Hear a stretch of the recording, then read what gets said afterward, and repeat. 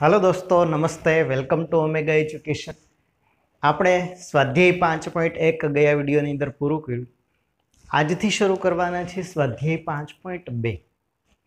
5.2 સ્વાધ્યાય છે એની થિયરીની અંદર બહુ ડીપમાં આપણે નહીં જતા, જે દાખલાઓના પ્રકાર છે અને દાખલાઓ કઈ રીતે સોલ્વ કરવા એના ઉપર જશું, કારણ કે થિયરી છે થોડોક સમય લેનારી પ્રક્રિયા છે। પછી આપણને કદાચ સમય મળશે તો થિયરીની સમજૂતી લઈશું, પણ દાખલાનું ફોર્મેટ સારી રીતે આપણે સમજીશું। સ્વાધ્યાય 5.2 ની અંદર 3 પ્રકારના પ્રશ્નો રહેશે।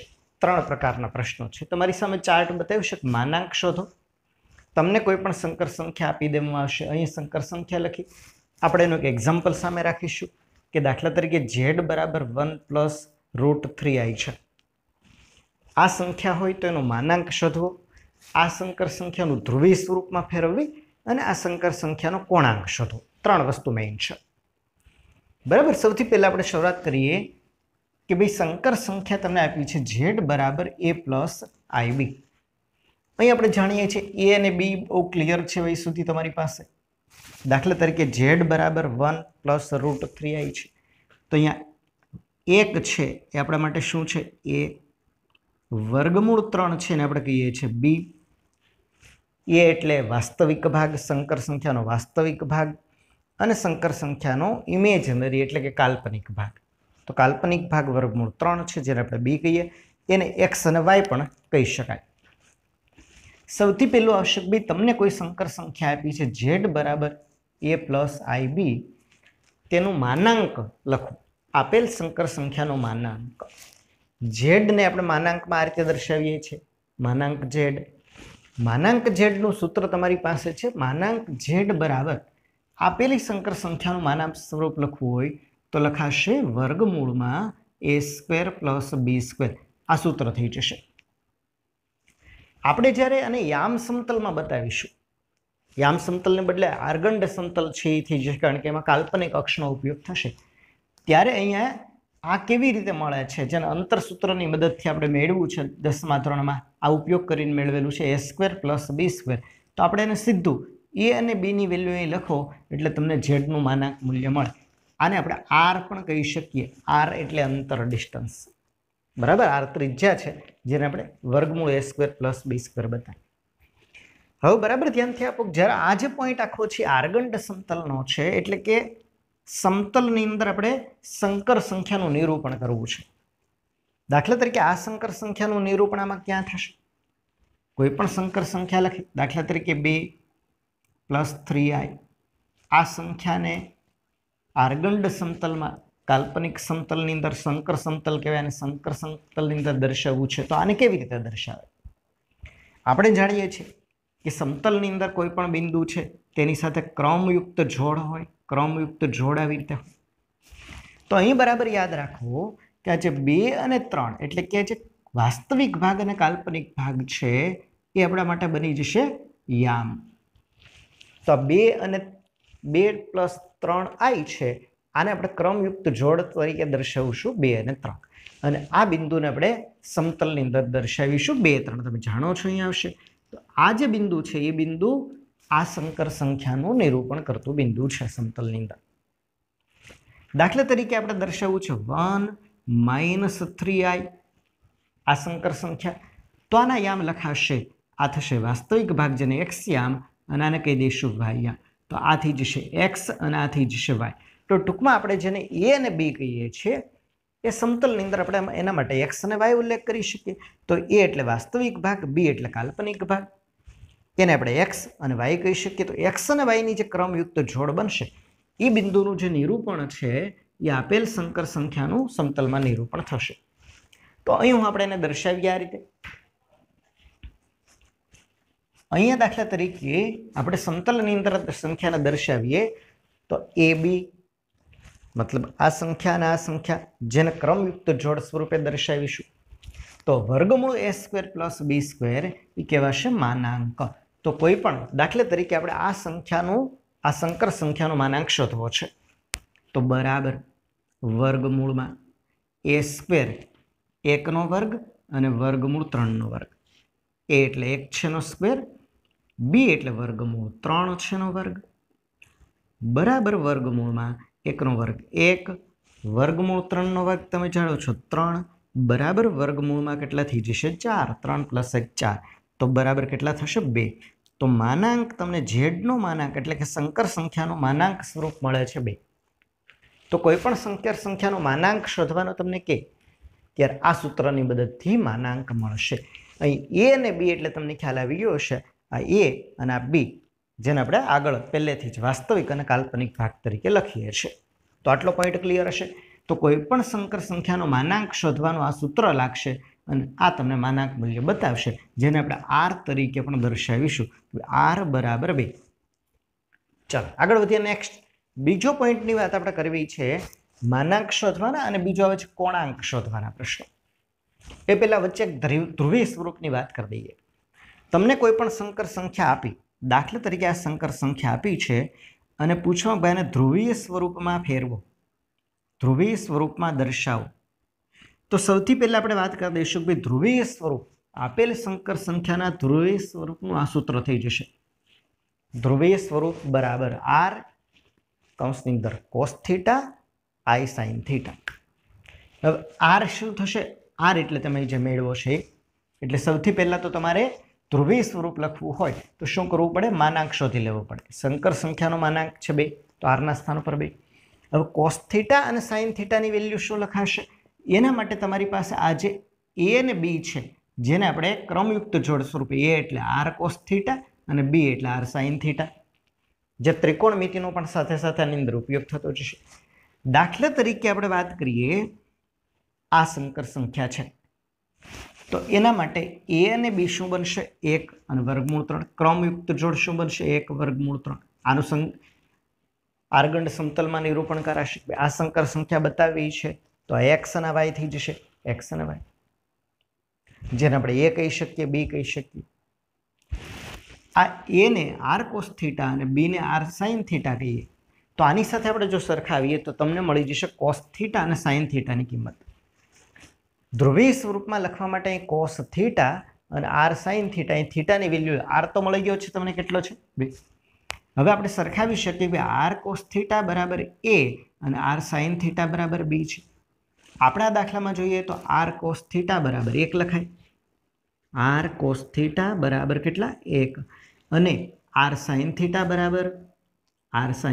બરાબર વર્ગમૂળ 3 આમ લખાય r ની વેલ્યુ આપણને ખ્યાલ છે કેટલી મળી છે 2 આ 2 ને આપણે સામે લખીએ તો એ લખાશે cos થીટા બરાબર 1/2 r ની વેલ્યુ 2 લખી સામે અને sin થીટા બરાબર શું થશે વર્ગમૂળ 3 r સામે જશે એટલે છેદમાં આવશે તો જરા યાદ કરો તમે કે cos થીટા બરાબર 1/2 cos થીટા અને sin થીટા બરાબર વર્ગમૂળ 3 તો થીટાની કઈ વેલ્યુ માટે તમને 1/2 આન્સર મળે છે cosનો તો તમે કહેશો થીટા બરાબર કેટલા π/3 માટે થીટા બરાબર કેટલા π/3 તો cos π/3 ની વેલ્યુ 1/2 આવતી હતી તો થીટા કેટલો હશે π/3 આ જે થીટા છે એને કહેવાશે આપેલી સંકર સંખ્યાનો કોણાંક થીટા શું થશે કોણાંક તો કોણાંક એક અહીંથી પણ મળે અને કોણાંક એક બીજી રીતે પણ આપણે મેળવી શકીએ છીએ તો તમને પૂછે કે ભાઈ કોણાંક શોધવો છે તો કોણાંક શોધવા માટે આપણે આ રીતે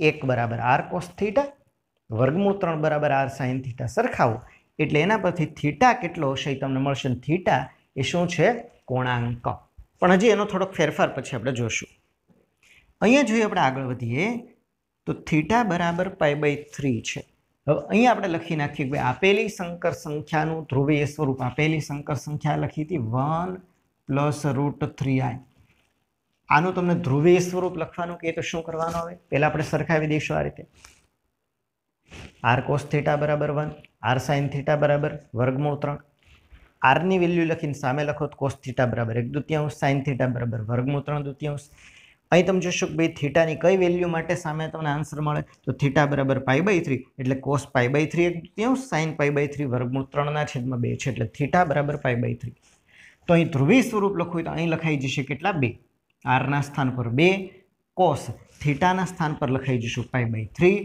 તો અહીંયા 2 અહીં કૌંસમાં cos π/3 i sin π/3 આ થઈ જશે ધ્રુવીય સ્વરૂપ લખેલું r ની વેલ્યુ લખવાની થીટાની વેલ્યુ લખી દેવાની આ કહેવાય છે ધ્રુવીય સ્વરૂપ चलो ત્રીજી વાત આપણે કરીએ એ છે દાખલાઓ કોણાંક શોધવાના કે ભાઈ આ સંકર સંખ્યાનો કોણાંક શોધો. તો કોણાંક શોધવા માટે એક તો આ છે કોણાંક એટલે થીટા. કેટલા ખૂણો થીટા બને છે એ કોણાંક કહેવાશે, જે તમને મેળવ્યો છે. આને એક બીજી રીતે પણ મેળવી શકાય. સૂત્ર છે એનું કોણાંક શોધવાનું સૂત્ર tan થીટા બરાબર i ના છેદમાં i એટલે ઇમેજનરી પાર્ટ અને r એટલે રિયલ પાર્ટ. આ તો ખ્યાલ જ છે આપણને. તો tan થીટા બરાબર i ની વેલ્યુ આપણા દાખલા માટે i ની વેલ્યુ કેટલી છે? ઇમેજનરી પાર્ટ કેટલો છે? ઇમેજનરી પાર્ટ વર્ગમૂળ 3. રિયલ પાર્ટ કેટલો છે? રિયલ પાર્ટ છે 1. તો આમાં એવું tan થીટા બરાબર વર્ગમૂળ 3. tan થીટા બરાબર વર્ગમૂળ 3. યાદ કરો થીટાની કઈ વેલ્યુ માટે વર્ગમૂળ 3 મળે છે? તો તમે કહેશો થીટા બરાબર π/3 માટે tan π/3 ની વેલ્યુ વર્ગમૂળ 3 છે. એટલે કે થીટા બરાબર π/3 આ થશે કોણાંક. થીટા બરાબર π/3 આ પણ મળે છે. કોણાંક તમે આ રીતે પણ મેળવી શકો, આ રીતે મેળવી શકો. હવે એક બીજી વસ્તુ આવશે. જ્યારે આપણે એને સમતલની દર્શાવીએ છીએ ત્યારે થીટા ખૂણો જાણીએ છીએ કે થીટા π/3 પ્રથમ ચરણમાં હોય, બીજા ચરણ. તો આપણે જે વાત કરવી છે આ બિંદુની વાત કરવી છે. આ બિંદુને જ્યારે તમે સમતલમાં બતાવો ત્યારે એની સાથે જ જોડતી રેખા ખૂણો બનાવશે. તો એના માટે આ બિંદુ કયા ચરણમાં છે? આ બિંદુ પ્રથમ ચરણમાં હોય તો આમ બનશે, બીજા ચરણમાં હોય તો અહીં બનશે. તો થીટા ખૂણો છે આ બનશે. તો કયા ચરણમાં આ ખૂણો બને એના આધારે નક્કી થશે. તો જો પ્રથમ ચરણમાં હોય તો થીટા છે એ કોણાંક બની જાય. જો બીજા ચરણમાં હોય તો અહીં જે બનતો ખૂણો છે π - થીટા થઈ જશે. π - થીટા એને કોણાંક કહેવાશે. જો ત્રીજા ચરણમાં બનતો હોય તો થીટા - π લખીશું. અને ચોથા ચરણમાં અહીં માનો કે આ બિંદુ છે એ ચોથા ચરણમાં હોય તો અહીંથી બનતો ખૂણો છે શું થશે? -θ થશે. તો આપણે એને થીટા જે મેળવો π/3 અહીં પ્રથમ ચરણમાં છે. પ્રથમ ચરણમાં કેમ? તમને ખ્યાલ હશે બધાને. બંને આમ જો પ્લસ હોય પ્રથમ ચરણ, બંને આમ માઇનસ હોય ત્રીજું ચરણ, માઇનસ પ્લસ હોય અને પ્લસ માઇનસ હોય. આપણે આ જે બિંદુ આ સંકર સંખ્યાનું નિરૂપણ કરીએ તો આને યામ શું થાય? 1 અને વર્ગમૂળ 3 બંને પ્લસ છે. ક્યાં આવે? પ્રથમ ચરણમાં. પ્રથમ ચરણમાં જો આવતો હોય તો થીટા છે એ કેટલો થઈ જશે? π/3. પણ એને બદલે જો આ બંનેના આ માઇનસ અને પ્લસ હોય તો બીજા ચરણમાં હોય. બીજા ચરણમાં તમે જ્યારે કોણાંક લખો તો થીટાની વેલ્યુ π - θ કરો એ કહેવાશે કોણાંક. ચલો આટલો પોઈન્ટ ક્લિયર. હવે તમને આ જે 3 પોઈન્ટ છે એના પર આધારિત દાખલાઓ સ્વાધ્યાય 5.2 ના શરૂ થશે. 5.2 નો દાખલો પહેલો અને બીજો માનાંક અને કોણાંક શોધવાના પ્રશ્નો છે. માનાંક અને કોણાંક આ રીતે આપણે માનાંક અને કોણાંક શોધવાના પ્રશ્ન લઈશું પહેલો અને બીજો. પછી દાખલા છે ધ્રુવીય સ્વરૂપમાં ફેરવવાના. હવે શરૂ કરીશું આપણે સ્વાધ્યાય 5.2. 5.2 નો પહેલો અને બીજો 2 દાખલા છે. નીચે આપેલી સંકર સંખ્યાનો માનાંક અને કોણાંક શોધો. તમારે સીધા સૂત્ર ઉપર કામ કરવાનું છે. પહેલો પોઈન્ટ આપણે લેશું માનાંક શોધવાનો પોઈન્ટ. માનાંક શોધવા માટે માનાંક શોધવાનું સૂત્ર છે માનાંક z બરાબર વર્ગમૂળમાં a² + b². તો સૌથી પહેલા a અને b ની વેલ્યુ લખી નાખવી જોશે તમારે. a બરાબર કેટલા થઈ જશે? a બરાબર -1, a બરાબર -1. b બરાબર કેટલા આવી જશે? b બરાબર -√3, b બરાબર -√3. બરાબર ધ્યાનથી જો. આ કહેવાશે વાસ્તવિક ભાગ a અને √3 પણ આ નિશાની સાથે -√3 છે. તમે જાણો છો -1 -√3i આમ પણ લખી શકાય. અહીં કિંમત મૂકી દઈએ તો વર્ગમૂળમાં a² ની કિંમત -1/2 1, b ની કિંમત -√3/2 3 બરાબર કેટલા થઈ જશે? વર્ગમૂળમાં 4 બરાબર 2. તો આ થઈ જશે માનાંક, અથવા આપણે એને r પણ બતાવીએ છીએ. આ તમારો આન્સર નંબર 1. બીજું શું શોધવાનું છે? કોણાંક શોધો. થીટા, કોણાંક થીટા. એના માટે તમારી પાસે 2 રસ્તા છે, પણ આપણે ટૂંકું tan થીટાનું સૂત્ર મૂકીએ તો tan થીટા બરાબર ઉપર આવશે ઇમેજનરી પાર્ટ, છેદમાં આવશે રિયલ પાર્ટ. કાલ્પનિક ભાગ અને વાસ્તવિક ભાગ બરાબર આ જે સંકર સંખ્યા આપી છે એનો કાલ્પનિક ભાગ અને વાસ્તવિક ભાગ તમે જાણો છો. આ વાસ્તવિક ભાગ કહીએ છીએ, આ કાલ્પનિક ભાગ. તો કાલ્પનિક ભાગ કેટલો છે? -√3. વાસ્તવિક ભાગ કેટલો છે? -1. યાદ રાખો આની જે વેલ્યુ છે એને તમે ઋણ કે એવી કોઈ નિશાનીને ધ્યાનમાં રાખવાની જરૂર નથી. આ તમે નિરપેક્ષ મૂલ્ય લઈ લેશો માનાંક કરીને. પણ અહીંયા આપણે જાણીએ છીએ વર્ગમૂળ 3 છેદમાં 1 એટલે વર્ગમૂળ 3, તો tan થીટા બરાબર વર્ગમૂળ 3 આવે. તો થીટાની કઈ વેલ્યુ માટે વર્ગમૂળ 3 મળે છે? tan થીટા બરાબર વર્ગમૂળ 3 આવે. થીટાની કઈ વેલ્યુ માટે tan નું મૂલ્ય વર્ગમૂળ 3 મળે છે? તો તમે જાણો છો થીટા બરાબર π/3 માટે, થીટા બરાબર π/3 માટે વેલ્યુ છે એ મળે છે તમને વર્ગમૂળ 3. તો થીટા π/3 છે. હવે પહેલા નક્કી કરીશું ભાઈ π/3 આ કયા ચરણની અંદર આ જે બિંદુ બતાવ્યું છે, એટલે a બરાબર -1, b બરાબર -, તો a અને b ક્રમયુક્ત જોડા છે. ab એટલે -1 વર્ગમૂળ 3. બંને માઇનસ હોય તો કયા ચરણમાં હોય? ત્રીજા ચરણમાં હોય. તો આ જે બિંદુ આવશે એ ત્રીજા ચરણનું બિંદુ થશે. અને એ જે ખૂણો બનાવશે અહીંયા, એ ખૂણો તમને કઈ રીતે બતાવશે? તો હમણાં તમને દર્શાવ્યો હતો કે ભાઈ એના માટે જે કોણાંક છે એ લખાશે. કોણાંકનું મૂલ્ય કેટલું લખાશે? કોણાંક બરાબર થીટા -π કરવાનું.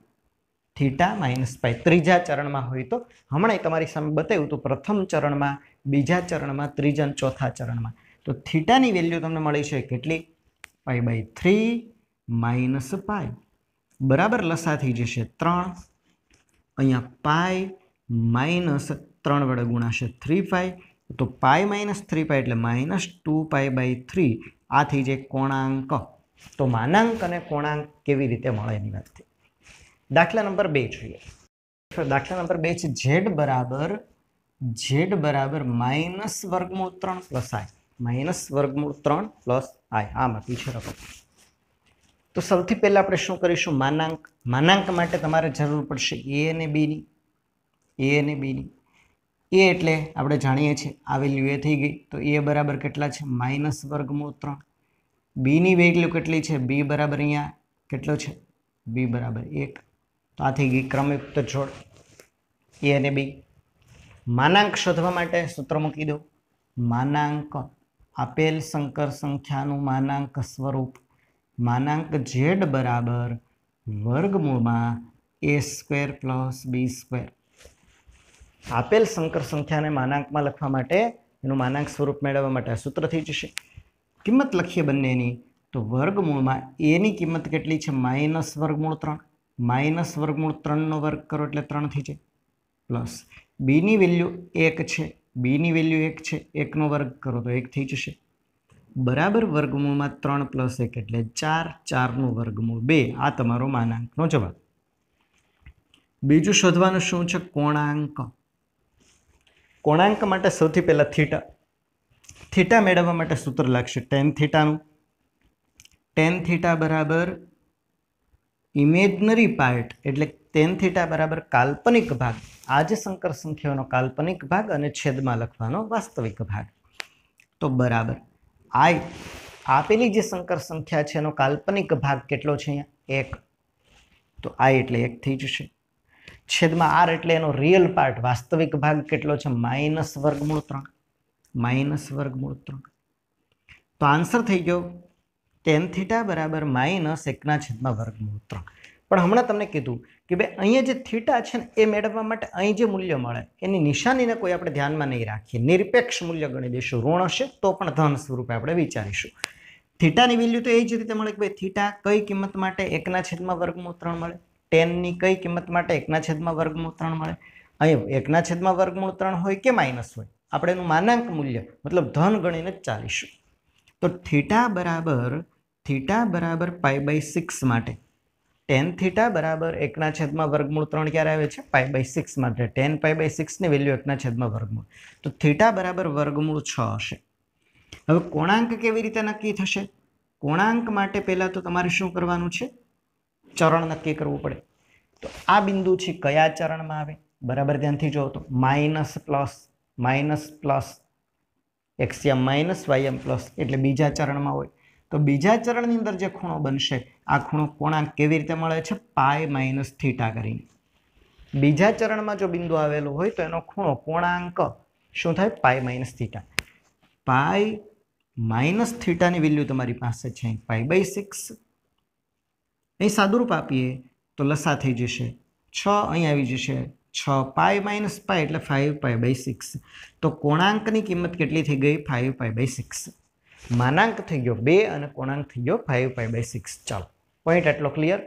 તો આજની અંદર આપણે દાખલાઓ 2 ટાઈપના માનાંક અને કોણાંક શોધવાના જોઈએ. પેપરની અંદર આ માનાંક અને કોણાંકના ખાસ પ્રશ્નો પૂછાય છે.